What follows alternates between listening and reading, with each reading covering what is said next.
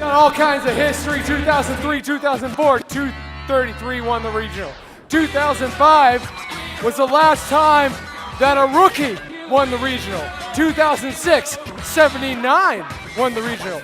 8, 2003, 9, 233 beat 79 and 744. Will it happen again? 2010, 79 in the finals. 233 in 2011, 1, and 2012, 233 beat 744. There you have it. That's the last 15 years. Let's get it moving. We're going to find out who it is today on the Red Alliance, Team 744. Team 744 is Shark Attack.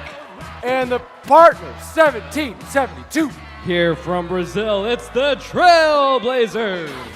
And their partner, Team 79. From Tarpon Springs, Florida, it's Team Crunch.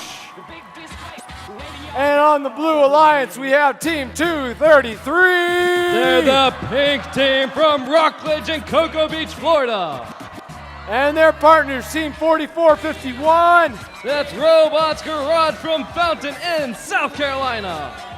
And alongside them, we've got 125. From Boston, Massachusetts, it's the Neutrons. Will we have our winner? Will we take it to a third rubber match? The butts are on, the gates are locked, and green means go. Drivers behind the line. 3, 2, 1, finals. So far, 744 has scored a 3. 4451 has scored a 1. We have 5 that went in for the 5 3-pointers. Double the score, went in for the Red Alliance. Red takes a commanding lead, 40-6 at the end of the autonomous period.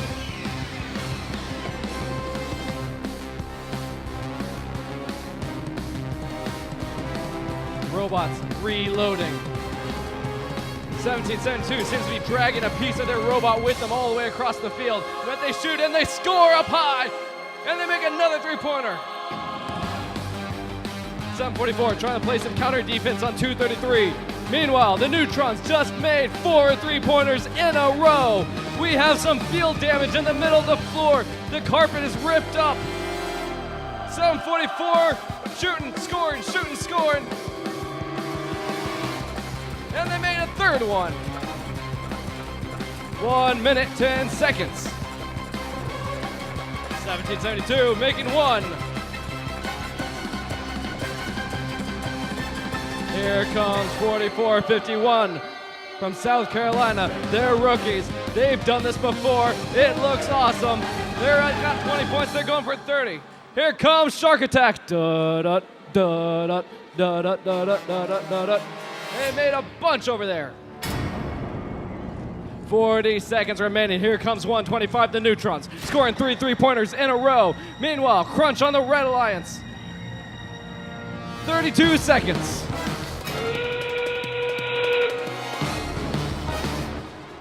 Human players throwing their colored frisbees. Now is when it counts.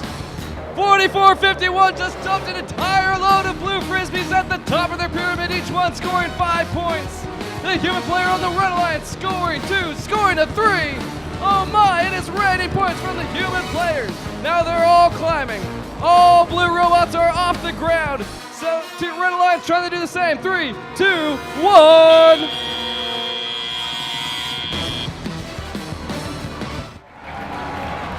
Oh, wow. Looks like the Red Alliance scoring woke up. Yeah, definitely. I mean, like, when you look at it, at the beginning of the match, 44-51 looked like they lost something. It did. And if you notice that when they're hanging from the very top tier, they're slanted. Yeah. So it didn't affect them at all. Yeah, they still got their climb, and it looks like they still got all their discs in the pyramid goal, so that's good news at least. It looks like 744 and 79 fixed their autonomous mode. I mean, 40-6. Yeah. After autonomous mode ended. It also didn't help that, 233 and 125 missed most of their autonomous shots. Yeah. So that definitely did not help them. And with again, the spread. 233 shooting autonomous. Yeah, they shot one disc, didn't make it. Last match it did. So maybe that's the lucky charm for them. What do you think of the way 744 and 79 and 1772 actually kind of worked together to get around Pink. It's almost like they were recycling. It's like, all right, I'll get beat up by the boy, tag, all right, let me go ahead and get some points. Exactly, it was very much like one would drive up to get harassed by Pink, and the next one would harass Pink themselves, let the other one go, they'd be locked in until the next one came, so they were cycling through the whole time. I think it allowed them to actually keep kind of a constant flow going, which is what the Red Alliance needs to be successful. Absolutely. And definitely helped them, considering 4451 is going for the three-tier hang, and they're only left with 125 trying to make the bulk of the tele-op points, and 2-3 left alone to try to defend all sides of the field. So it makes it a lot harder for 233 to be able to do that job in that realm. Even still, 233 did a pretty good job at defense. Huge spread on teleop. They were just scoring like crazy. And Autonomous is right there. The difference is definitely made up from the difference at the beginning of Autonomous. And the other lines just couldn't keep up at all. Yeah, it seems that 125 is really getting taxed. Despite them being a fantastic shooter, you can only shoot so many discs at once. Right. And when you have 3 on the other side, it really makes it difficult. Absolutely. So it's going to be more critical if 233, 125, and 4451 wants to win. They're going to have to make sure that they hit their Autonomous if they're going to have a chance. If 79, 744, and 1772 do the same game where they're shooting like crazy and they hit their Autonomous, it's going to be an uphill battle for Blue Alliance.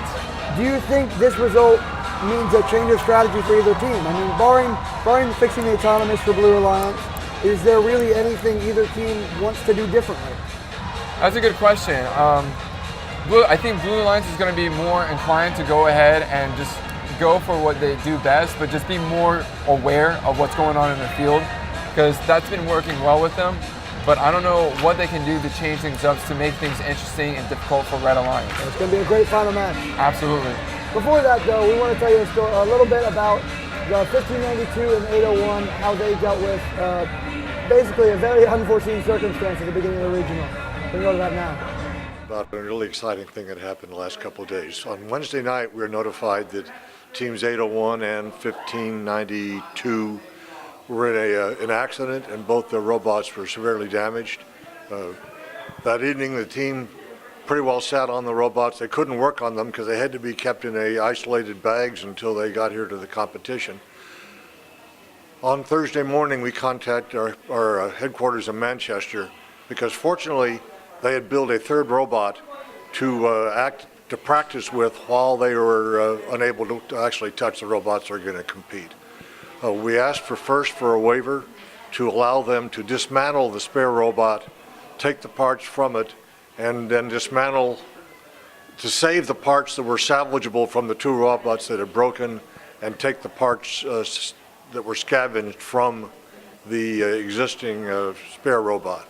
They finished that on Thursday evening with a great deal of help from a lot of teams in the competition. And then on Friday morning, they both had passed inspection. We're actually competing on the playing field. It is a huge testament to the values of FIRST, in that we had 7 or 8 very experienced teams step in, made parts for them, helped them with the manufacturing, helped them with assembly, helped them with reprogramming. And at the end, we've got 2 teams that otherwise would not be competing at all, and they're out there right now and they're doing really, really well. All right, so first match of the day, pretty early in the day for you guys, especially considering what you guys were dealing with yesterday. What were your goals for this match, and how do you think you did? Test some of the systems out, make sure everything's working all right. Try to get back everything up to par and calibrated. We're pretty close. We just got to do a little more tweaking and we'll be there, I think. What's your next task? I mean, are you fixing your dish shooter? Your hanger seemed to be working pretty good. Like, what's next? Just making sure the flapper works and just fixing the area where it goes from the gather to the shooter, making sure that's all good, and then working on the bottom where the leg stand is hanging. All right, you guys look good. Are you feeling optimistic at all? Yeah, I'm feeling great. I think we can do this. Fantastic. Very nice hair. Get it started off. I believe this is 1592's frame. I hold in my hand. 801! From Merritt Island, Florida, it's Horsepower! Let's see these robots get a second chance. 3, 2, 1, go.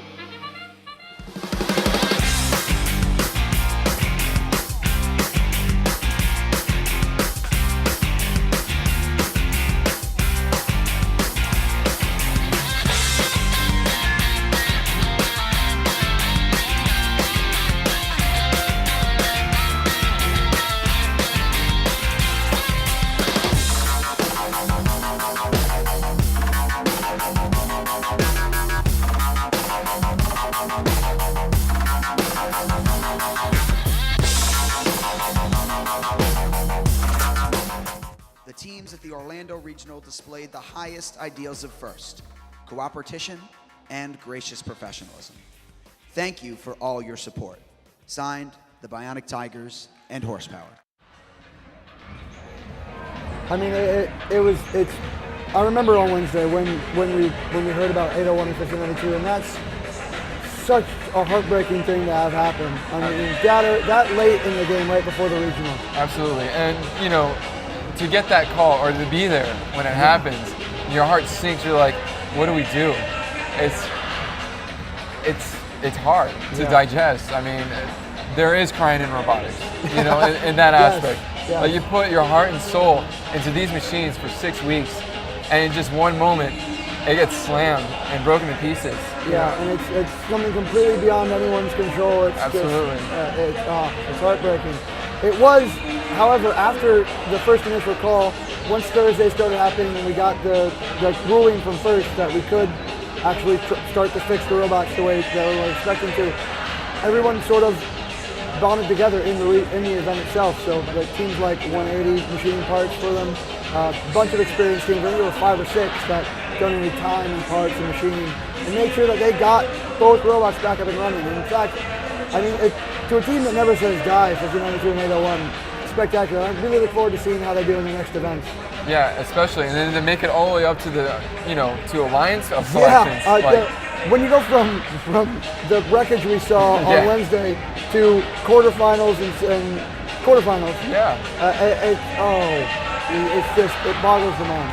And going back to the community helping each other out, especially those two teams, I think a lot of it to some degree is that is every team's worst fear going into any competition, any regional event. Yeah. And through empathy, we're like, let's help these guys because we want the same thing to happen if that happened to us. Yeah, and that's one of the big things about FIRST is the great professionalism and the pushing of competing is fantastic. It brings out the best in us, but as long as everybody is being brought up to compete at the most competitive they can be. I mean, it's no fun to beat a team if their robot gets run over by a car. I mean, that's not a challenge. Yeah, and I mean, I want, and if they end up winning, fantastic. I play my best, they play their best, and it's, I mean, the whole competition I think benefits from that sort of atmosphere. Right. Now on to the finals.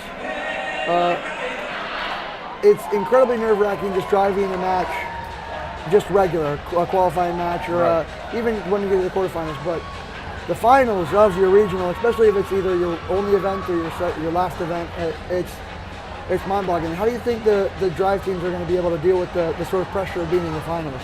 I think at this point they're used to it. They know what's on the line. They came this far, and they deserve the tension that's there. Yes. And if anything, they should just keep doing what they're doing, is focus on what they've always done best, which is playing the game one step at a time.